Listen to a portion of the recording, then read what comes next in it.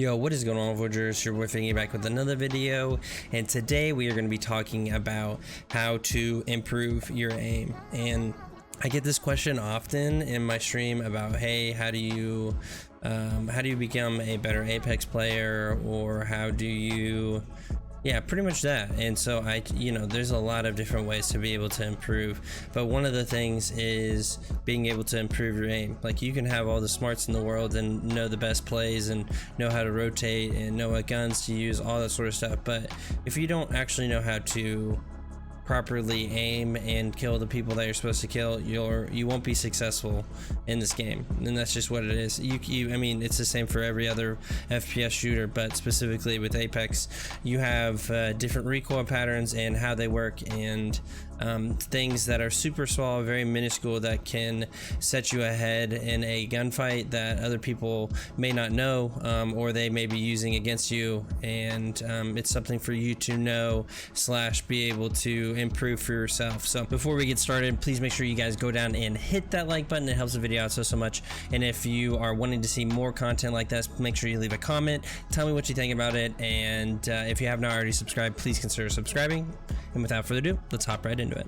First thing you need to know as an Apex Legends player is how the actual shots go out and how the hit registration works for the game itself. So this is a non-hit scan game -1 gun. So hit scan is basically wherever the target is, no matter if it's moving or not, if you have your reticle on it, it automatically hits there. Whereas this game, if you have to shoot ahead of the individual, basically is what that means. So say an opponent is moving right to left, you have to be shooting ahead of where they're going, not where they're at the current moment. The only weapon right now that is hit scan is the charge rifle, and I don't really use a charge rifle that much, so there's not a whole lot you can do to practice. But what you can do to actually practice this in game is pick up weapons like the Hemlock single fire, the G7 Scout, or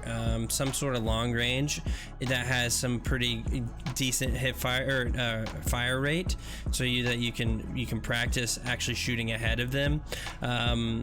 This is something you can do. You can kind of try and actively be pretty far away from your opponent and shoot them from long ranges away as they're moving, either towards you or away, left to right, whatever it is.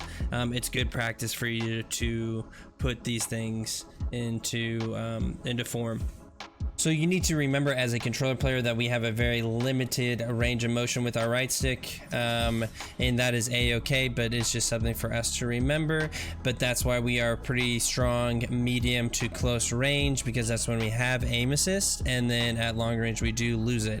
But it's something for you to know. So as you see on the screen, I'm moving left to right, but I'm still getting some pretty good aim assist. Now this is a drill that I like to do, or I used to do. I don't use it as often just because I'm used to it by now, but it's something for someone that's newer, or maybe just trying to improve just in general. Going left to right, making sure that you're getting used to this, and what you're able to do, it's making sure your tracking is good up close when you're ADSing. So going left to right. So as you can see, I'm pretty much counteracting whatever my left stick is doing with my right stick, and this is able for me to keep my tracking good.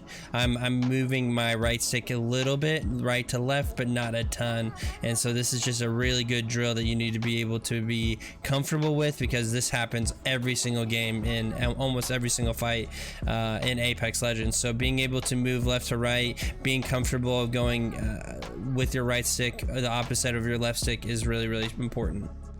So the next drill that I would like to introduce, it's very similar to that of just regular aim training in general, but this is called tracing. I like to call it tracing, and this helps your right stick movements.